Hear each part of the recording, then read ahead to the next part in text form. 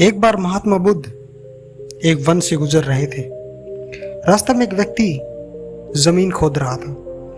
बुद्ध विश्राम के लिए वृक्ष के नीचे बैठ गए। उस व्यक्ति को खोदते खोदते एक कलश मिला। कलश में हीरे जवाहरात भरे हुए थे।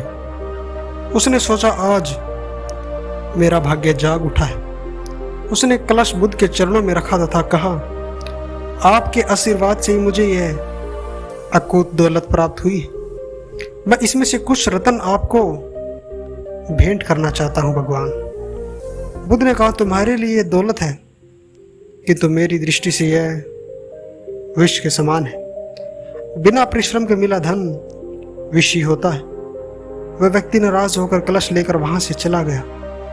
उसने हीरे जवाहरात बेचकर संपत्ति खरीदी और दरिद्र से धनवान हो गया। किसी इसराइलू ने राजा से उसकी शिकायत कर दी कि जमीन में दबा धन राजकोष का होता है। अमुक व्यक्ति ने उसे निजी काम में लाकर नियम का उल्लंघन किया है।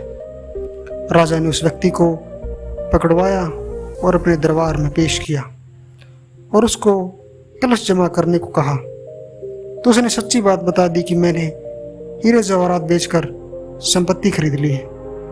राजा के आदेश से उसके परिवार को भी वहां पर बुलवा लिया गया और उसे परिवार सहित जेल में डाल दिया गया। उसकी संपत्ति जब्त कर ली गई। एक दिन राजा जेल के निरीक्षण के लिए गया। उस व्यक्ति से भी मिला। उसने कहा, राजन, मुझे जब ये कलश जमीन में मिला था बुद्ध वहीं थे। उन्होंने मुझसे कहा था कि इसमें रत्न नहीं बल्कि विष भरा है। यह सुनकर मैंने उसका अपमान किया था। आज जेल में रहकर मुझे अनुभूति हो रही है कि उनकी बात बिल्कुल सत्य थी। बिना परिश्रम के मिला धन विषी होता है। मैं एक बार भगवान बुद्ध के दर्शन कर उनसे क्षमा मांगना चाहता हूँ। राजा ने भगवान बुद्ध को ससमान राज्य में आमंत्रित किया। जेल से निकलकर उस व्यक्ति को बुद्ध के पास ले जाया गया। उसने उनके चरणों में बैठकर क्षमा मांगी तथा कहा कि आपकी बातें बिल्कुल सत्य थी। कलश में वास्तव में विष था जिसने मुझे जेल में भिजवाया।